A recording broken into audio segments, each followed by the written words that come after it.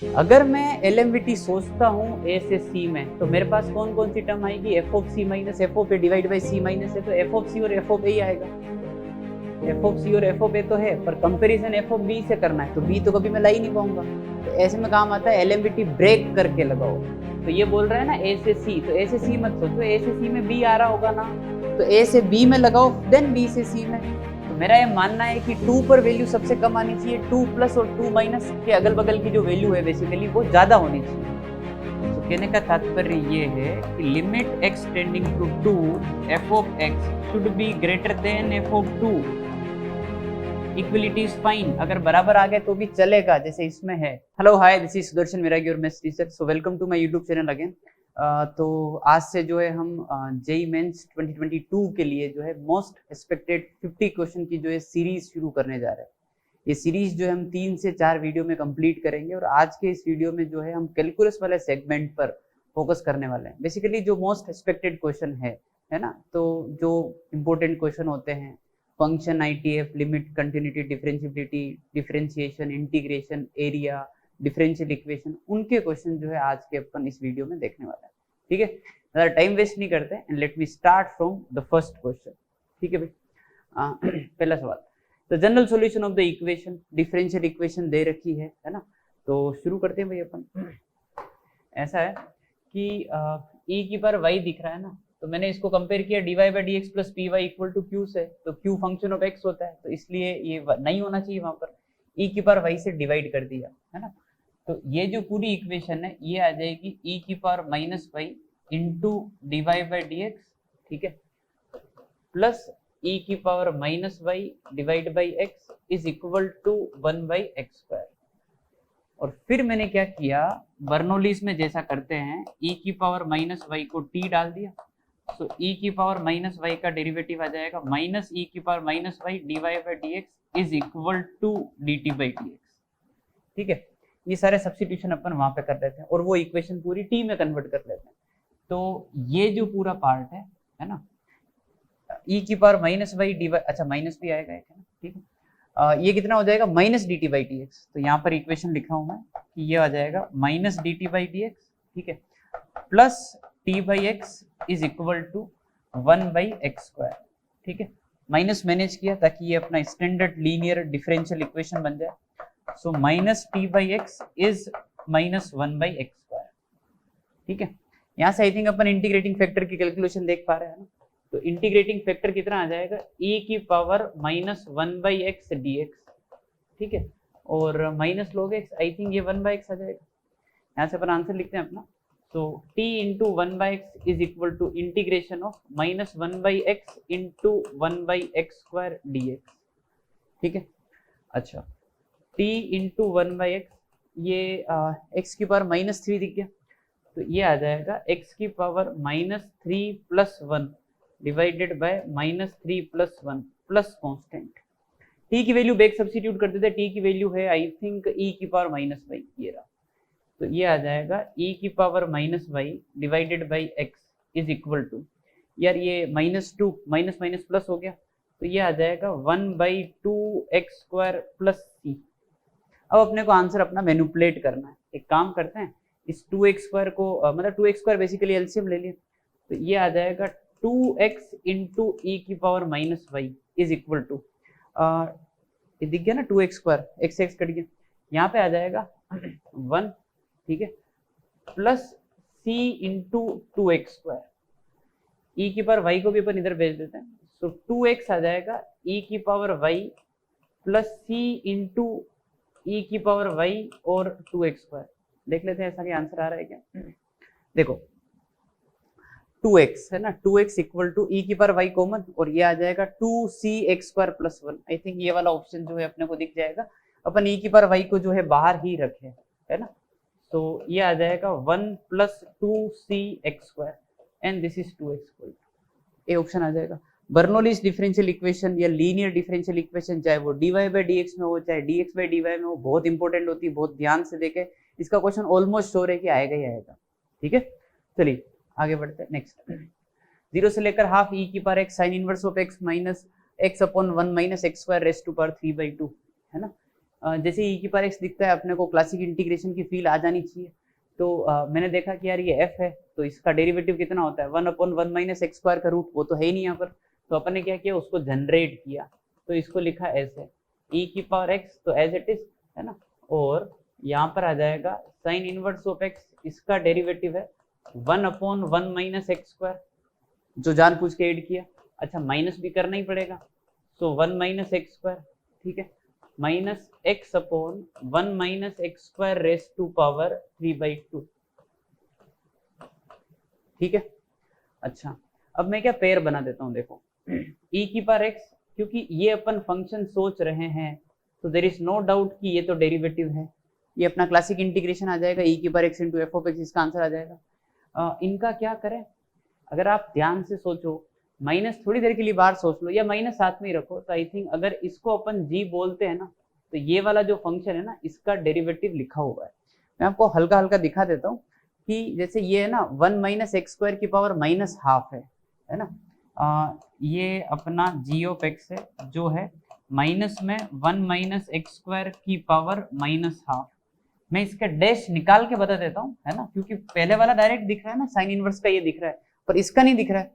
तो इसमें क्या किया, हाफ आगे आ जाएगा, है ना, और ये आ जाएगा 1 माइनस एक्स स्क्वायर की पावर माइनस 3/2, और यहाँ पे आ जाएगा 2x विथ नेगेटिव साइन। तो आई थिंक आप फील कर पा रहे हैं कि 2 से 2 गया, और 1 माइनस एक्स स्क्वायर की पावर माइनस 3/2, तो अपॉन में करके 3/2 दिख गया, और ये वाला x दिख गया, और आगे माइनस है। तो ये g है तो ये g डैश है, ये f है तो ये f डैश है। अब अपना काम हो गया। अब ये इंटीग्रेशन जो है e की पावर एक्स f और f डैश का आ जाएगा f ऑफ x, यानी कि साइन इनवर्स ऑफ x, और g और g डैश का g आ जाएगा, तो यहाँ पे आ जाएगा -1/1 माइनस एक्स स्क्वायर का रूट, ठीक है। और इसमें जो है अपन लिमिट डाल दें 0 से लेकर हाफ, ठीक है, ये अपना आंसर है। अच्छा इसको लिखा e की power half, sine inverse half कितना हो जाएगा π/6, और 1 माइनस 1/4 3/4, 3/4 का रूट 3/4 है ना, यानी कि 2/√3 कर देते हैं। ये तो हो गया हाफ फुट करने पर, 0 पे ये 0 हो गया, और यहाँ पर 0 पे 1 आ रहा है ना, तो माइनस में यहाँ पे आ रहा है 0 माइनस 1, ठीक है, ये अपना आंसर है। यहाँ पे अपन +1 सोच लेते हैं, ऑप्शन ढूंढ लेते हैं। ई की पावर हाफ मतलब रूट ई है ना, π/√e हो गया ना, π/6 माइनस 2/√3, ये रहा π/6 माइनस 2/√3, और +1 ये रहा।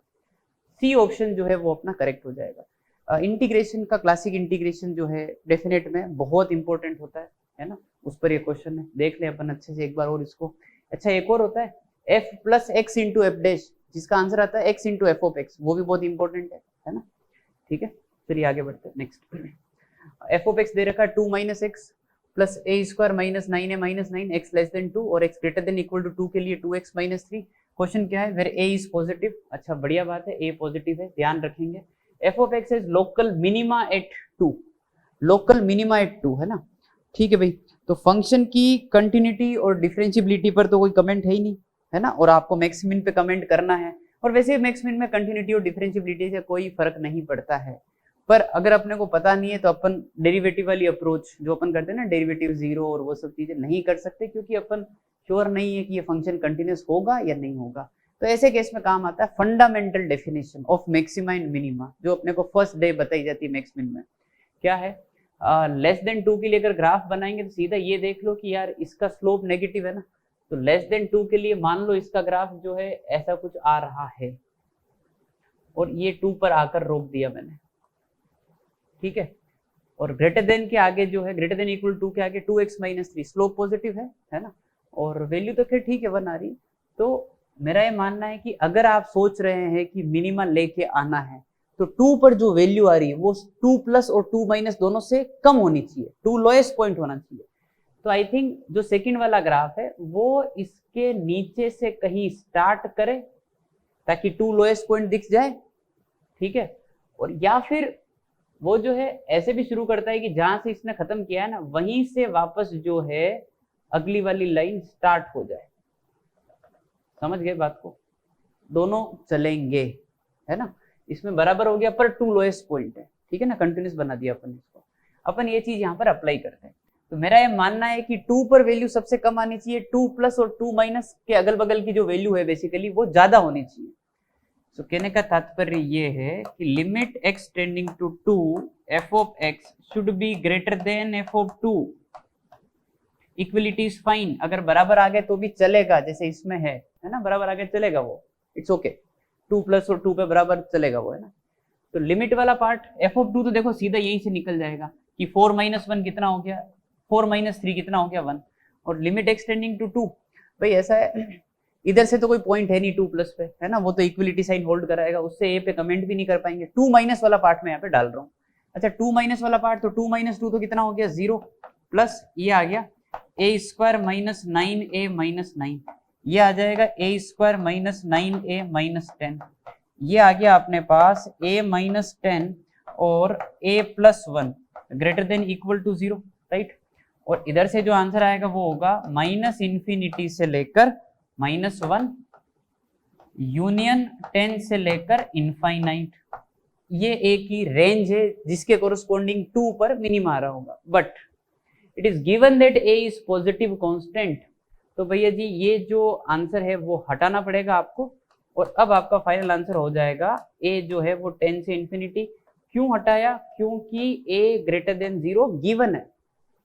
ये बहुत इंपॉर्टेंट सवाल है क्योंकि इसमें फंडामेंटल डेफिनेशन यूज हो रही है। ऐसे ही क्वेश्चन मैक्सिमम भी बना सकते हैं, ठीक है, जिसमें dy by dx 0, double derivative, negative, positive कहीं काम नहीं आ रहे हैं, ठीक है भाई। चलिए आगे बढ़ते हैं। Next, consider the following two statement p and q, और बताना है कि p और q में से फॉल्स ट्रू वाला है ना। So if f is differentiable and strictly increasing on r then f dash is greater than 0 for x belongs to r। अगर वो स्ट्रिक्टली इंक्रीजिंग है तो f डैश ग्रेटर देन 0 होगा क्या हर वैल्यू के लिए? नहीं, इक्वलिटी साइन का अपन डिस्कशन करते हैं, है ना, उस चैप्टर में कि इक्वलिटी साइन आता है एक सर्टेन पॉइंट के लिए, नॉट फॉर एन इंटरवल। तो you consider the example f of x equal to x cube, सबसे बेस्ट एग्जांपल है। इसका जो f डैश है वो कितना आ जाएगा 3x square, and I think f dash जो है वो ग्रेटर देन इक्वल टू 0 है, 0 पे 0 आ रहा है तो इक्वलिटी भी चलता है क्योंकि एक पॉइंट पे है, not for an certain interval, ठीक है। तो यार ये गलत है, इक्वलिटी आता है और गलत प्रूव करना तो एक एग्जांपल काफी है। तो p तो गलत है ना, p को अपन क्रॉस मार देते हैं।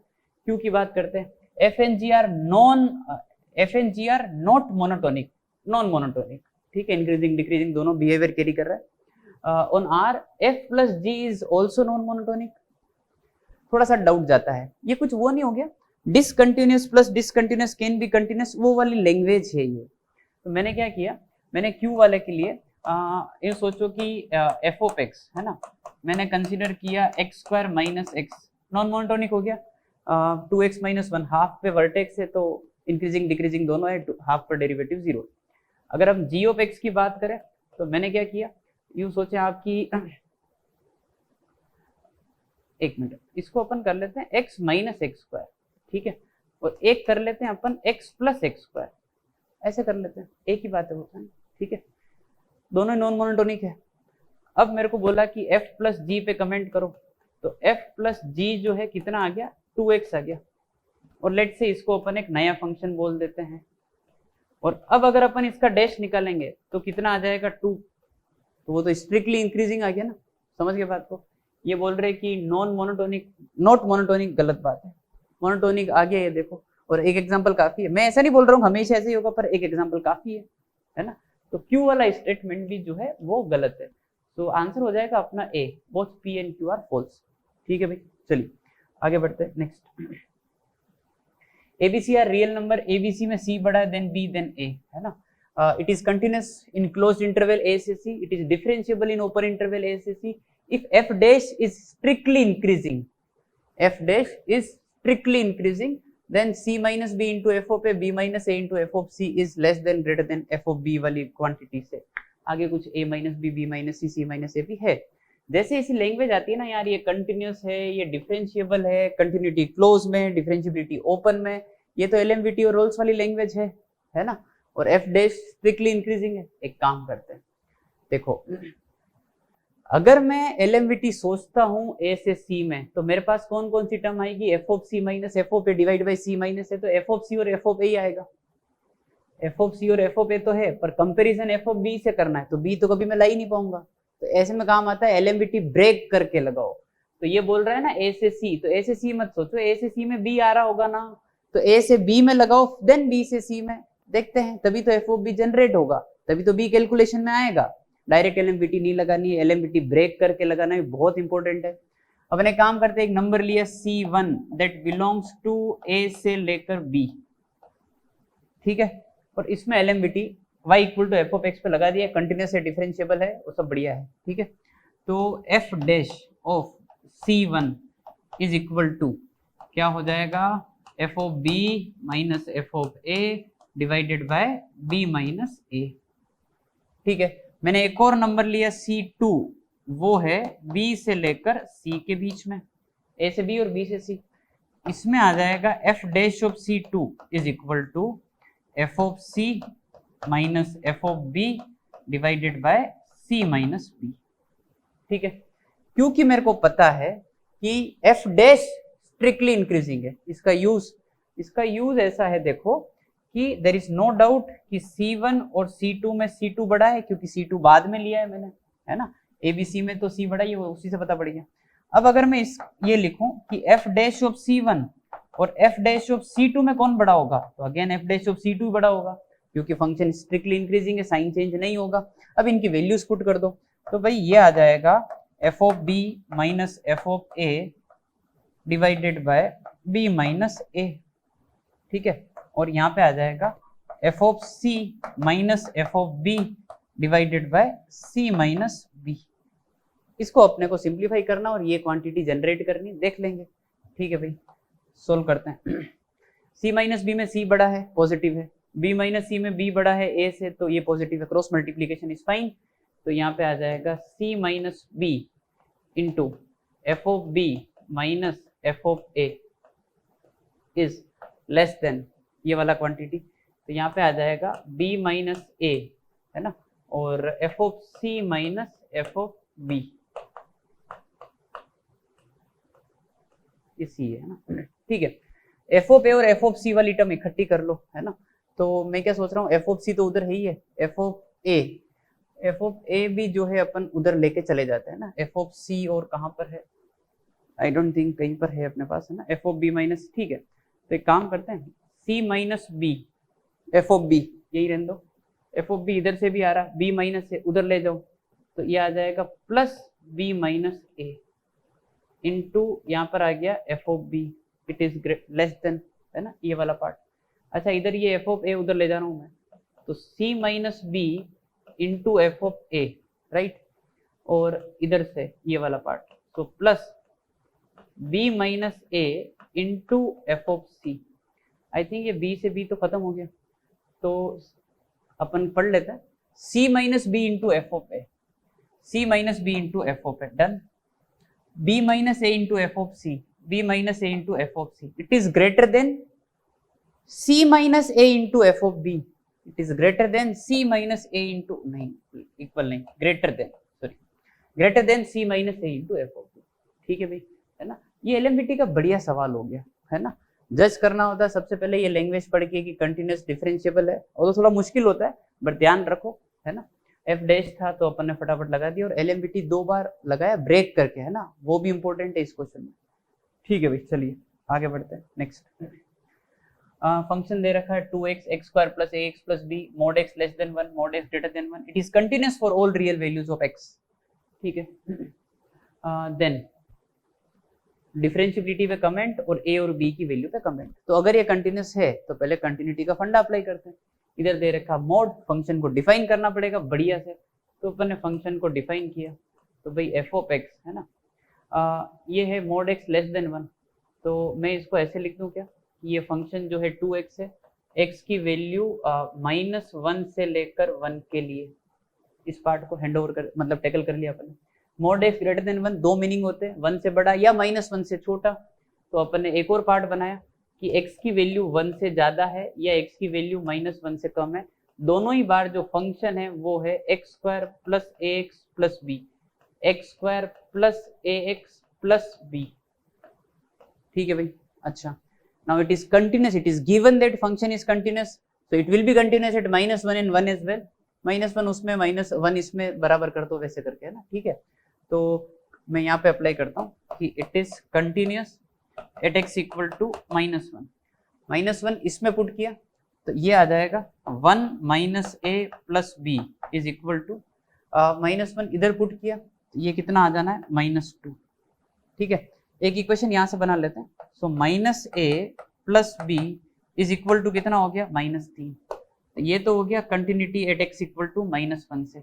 अब अपन जो है एक और इक्वेशन बना लेते हैं कि कंटिन्यूस ये 1 पे भी तो होगा, है ना, 1 पे भी कंटिन्यूस होगा। ठीक है भाई, 1 इसमें 1 इसमें, ये कितना आ गया 2 और 1 इधर, तो ये आ गया 1 प्लस ए प्लस बी। ठीक है, और a प्लस बी की जो वैल्यू है वो कितनी हो गई 1। पे काम करते हैं, दोनों को जोड़ देते हैं।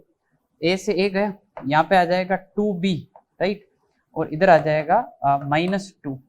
तो b की जो वैल्यू है वो कितनी आ गई -1। b की वैल्यू -1 यहाँ पुट कर दो, है ना, भले यहाँ पुट कर दो, -1 यहाँ पुट करोगे तो a की वैल्यू कितनी आ जानी है 2। तो b की वैल्यू -1 है और a की वैल्यू 2 है।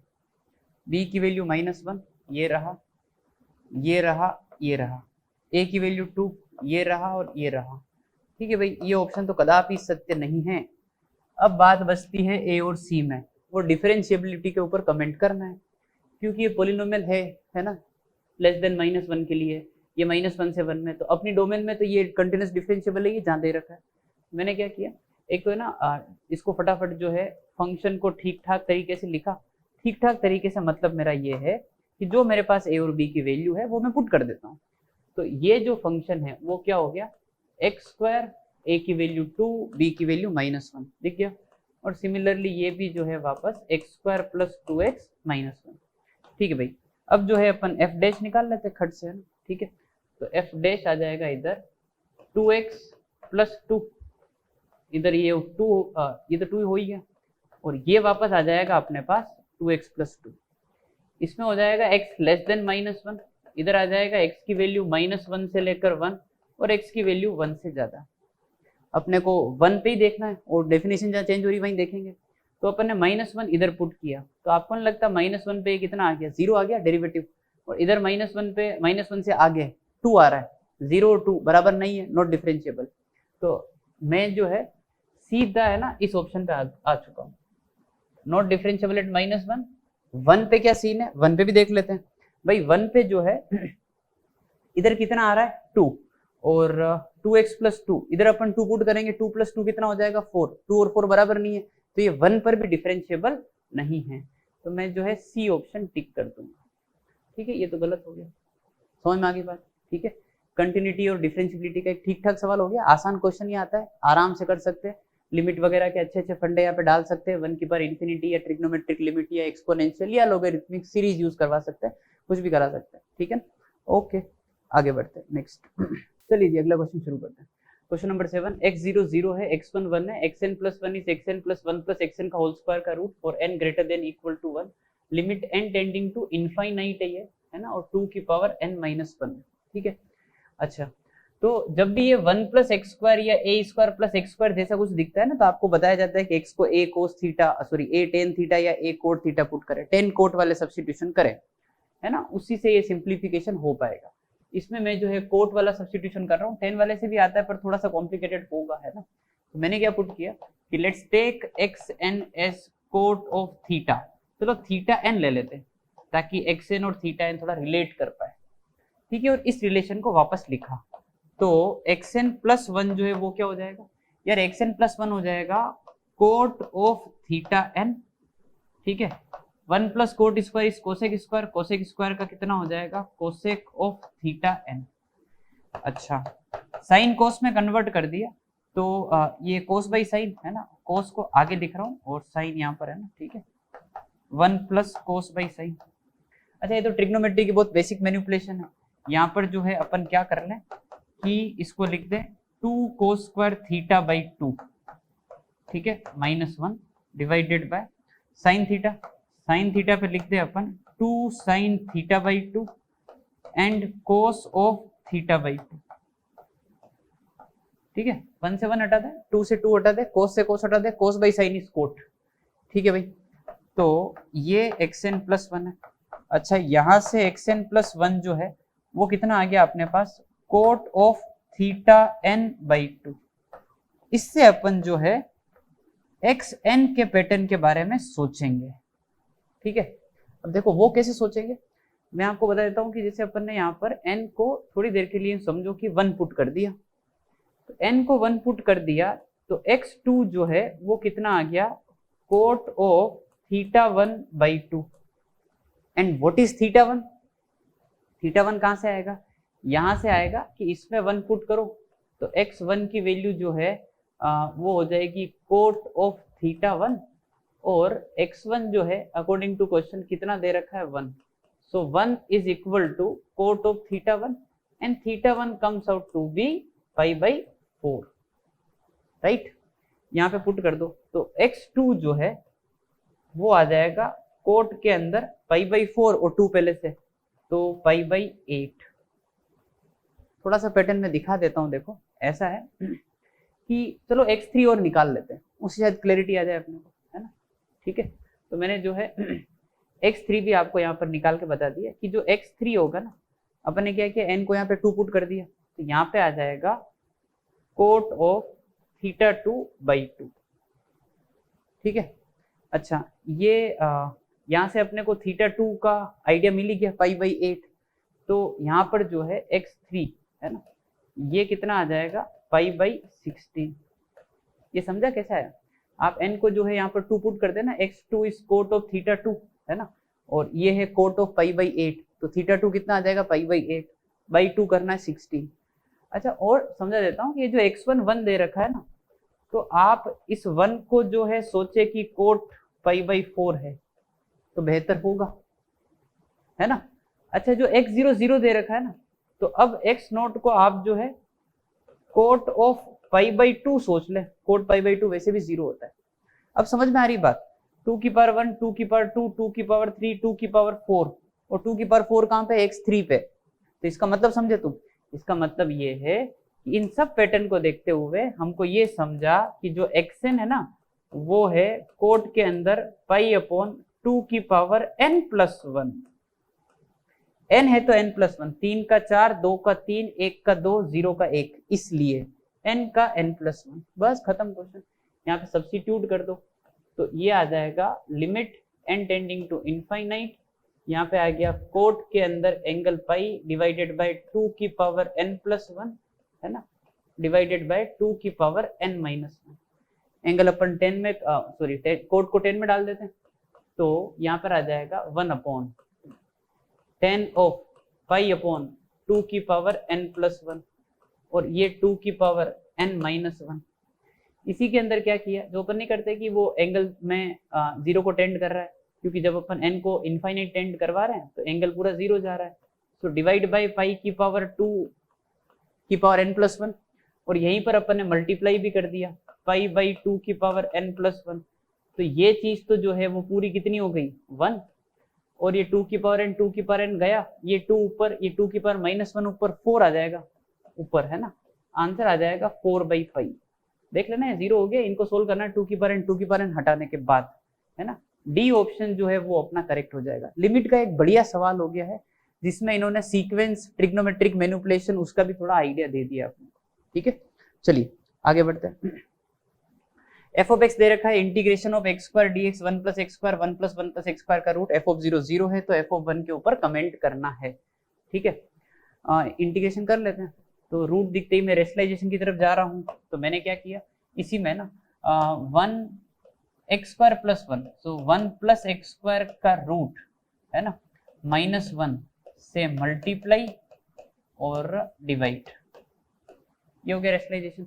अच्छा तो ये जो एफ ऑफ एक्स है इसके बाद क्या आएगा, यहाँ पर तो हो जाएगा एक्स स्क्वायर है ना, और 1 प्लस एक्स स्क्वायर माइनस 1, ऊपर वाला पार्ट तो यही हो गया, यहाँ पर a plus B A minus B A square minus B square हो गया, तो ये आ जाएगा 1 प्लस एक्स स्क्वायर माइनस 1, ठीक है, और यहाँ पर ये 1 प्लस एक्स स्क्वायर और ये dx।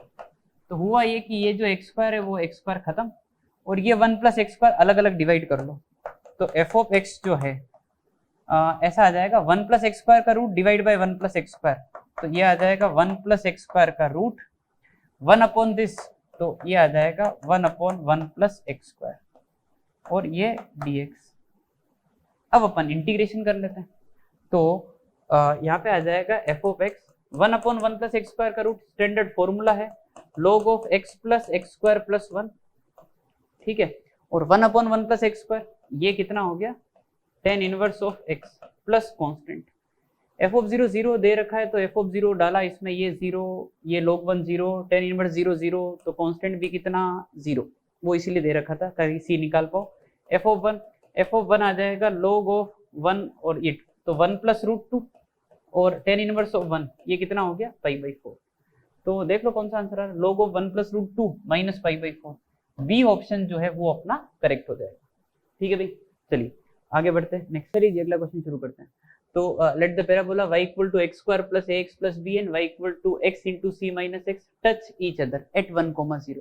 अगर दोनों टच कर रहे हैं 1,0 पर, सबसे पहली बात 1,0 दोनों को सेटिस्फाई करना चाहिए, है ना। तो यहाँ पे आ जाएगा 0 equal to 1 plus a plus b, है ना, और 1,0 इस पे लाई करना चाहिए, तो यहाँ पे आ जाएगा 0 इक्वल टू 1, तो फिर क्या लिखेंगे c माइनस 1। तो सीधा अपने पास यहाँ से c की वैल्यू दिख गई अपने को कितनी 1, है ना, c की वैल्यू 1 हो गई, और a प्लस b की जो वैल्यू है वो कितनी आ गई अपने पास -1, ठीक है। ये तो हो गया कि 1,0 दोनों के ऊपर लाई करता है। अगर टच करते हैं तो dy by dx at common point is equal, है ना।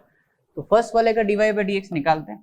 फर्स्ट वाले का जो dy बाई dx है वो कितना आ गया 2x प्लस a, और इसको निकालना है कहाँ पर 1,0 पर, तो ये कितना आ जाएगा 2 प्लस a। अगर सेकंड वाले कर्व का dy बाई dx निकालते हैं तो देखो यार वो आ जाएगा, इसको ऐसे लिख लो कि ये लिखा हुआ है cx माइनस एक्स स्क्वायर, तो ये कितना हो जाएगा c माइनस 2x, और इसमें जो है 1,0, ठीक है, 1,0 इसमें पुट किया तो ये कितना आ जाएगा c माइनस 2, ठीक क्या होगा। अगर टच कर रहे हैं तो ये दोनों बराबर होने चाहिए, ये दोनों बराबर होने चाहिए, तो 2 plus a is equal to c minus 2, क्योंकि c की वैल्यू 1 है, so 2 plus a is 1 minus 2 -1, तो a की जो वैल्यू है वो कितनी आ गई अपने पास -3। a की वैल्यू -3 कहीं दिख रही है क्या, नहीं दिख रही है। अच्छा b भी निकाल ही लेते हैं, -3 यहाँ पुट किया, उधर भेजा, तो b की वैल्यू कितनी आ गई अपने पास 2।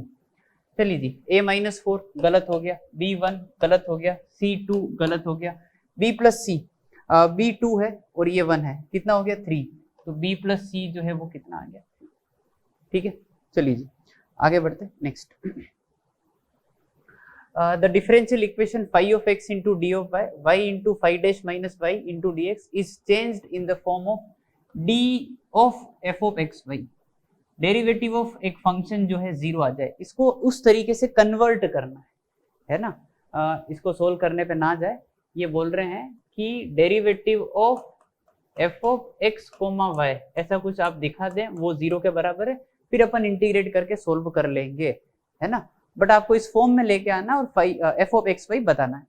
एक काम करते हैं, मतलब एग्जैक्ट डिफरेंशियल क्रिएट करने हैं, तो मैंने एक बार सबको ऐसे ओपन कर दिया, तो भाई ये लिखा हुआ है phi of x into D Y is equal to y into phi dash, है ना, dx minus Y square into dx। इसको इधर लेके आए तो यहाँ पर आ जाएगा phi of x into D Y minus Y into phi dash dx is equal to minus Y square into dx। Y square से डिवाइड कर दो इधर, है ना, माइनस वाई स्क्वायर से ही डिवाइड कर दो मेरे हिसाब से। तो माइनस वाई स्क्वायर से डिवाइड करने पर क्या होगा कि ये वाली टर्म तो मैं लिख रहा हूँ आगे, है ना, y into phi dash of x into D x minus यहाँ पे लिख दो phi of x into D y और डिवाइडेड बाय ये आ गया अपने पास वाई स्क्वायर इक्वल टू कर दो यहाँ पर डी एक्स। ध्यान से देखो, ये जो है product rules, sorry question rules है, लिखा हुआ है डेरिवेटिव ऑफ, नीचे वाई है ना, तो phi of X divided by Y, सोच लें अपन Y as it is phi का phi dash into D X और वाई का डी वाई ऐसे करके is equal to D X, है ना। इन दोनों को एक तरफ कर दो तो यहाँ पर लिखा हुआ है derivative of phi of x by y minus x comes out to be 0। अब इसको इंटीग्रेट करते ही अपना आंसर आ जाएगा, पर वो नहीं करना है, वो आंसर नहीं है, है ना। डेरिवेटिव ऑफ समथिंग इज 0, तो ये इसका डेरिवेटिव है which is phi of x by y minus x. Phi of x by y minus x. ठीक है, इसको इंटीग्रेट करके आंसर तो आ जाएगा, पर वो नहीं करना है। ठीक है भाई, तो आज अपन जो है क्वेश्चन नंबर 10 तक कर रहे होंगे। अपन इसके अगले सेगमेंट में क्वेश्चन नंबर 11 से लेकर 25 तक करने की कोशिश करेंगे। Till then bye bye, take care. इस चैनल को जरूर सब्सक्राइब करें ताकि आपको जो है आगे की सीरीज देखने को मिले। ठीक है भाई, बाय बाय।